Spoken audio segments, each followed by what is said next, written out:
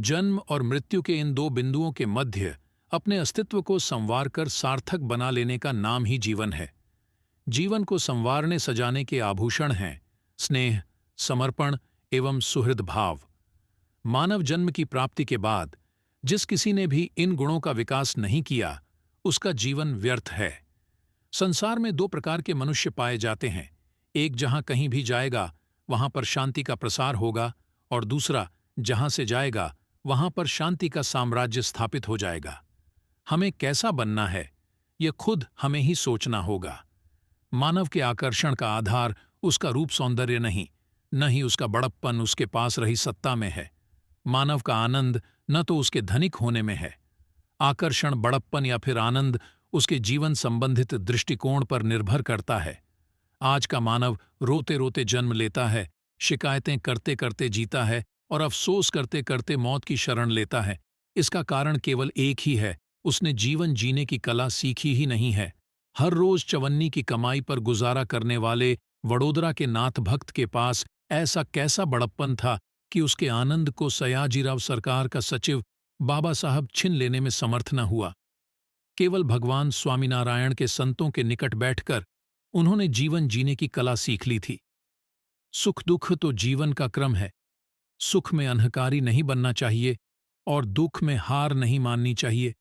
यही उनके जीवन का मंत्र बन गया था कि भगवान जैस रखे रहना चाहिए।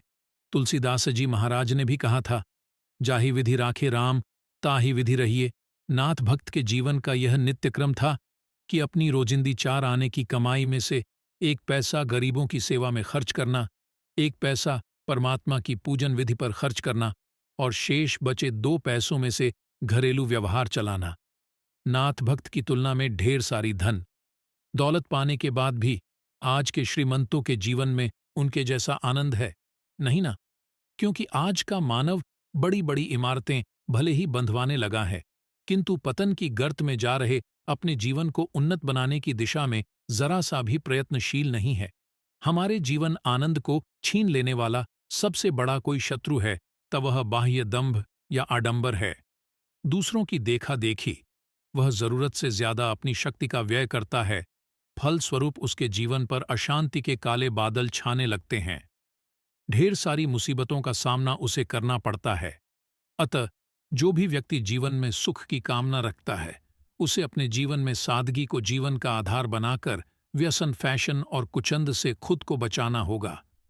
हमें अपने बाह्य सौंदर्य पर मन ही मन मुस्कुराने के बजाय अपने भीतरी सौंदर्य का निरीक्षण करना चाहिए कि मेरा जीवन पशु समान है या मनुष्य जैसा, गुलाब के फूल की तरह खुशबूदार है या कीचड़ समान दुर्गंध से युक्त। इस स्थूल संसार को अलविदा करते समय मेरे होठों पर मुस्कान होगी या फिर आंखों में आंसू? ऐसे प्रश्न अपने आप से करने पर ही एक मनुष्य के रूप में जीवन संबंधित सही दृष्टिकोण का विकास होगा। मनुष्य में परिवर्तन लाने हेतु न तो बड़े बड़े उपदेश की जरूरत है, न ही धन के लालच की या फिर सत्ता द्वारा डराने धमकाने की जरूरत है। जरूरत है केवल उसे जीवन संबंधित अपना दृष्टिकोण बदलने की, और इसके लिए जरूरत है सच्ची प्रेरणा प्रदान करने की।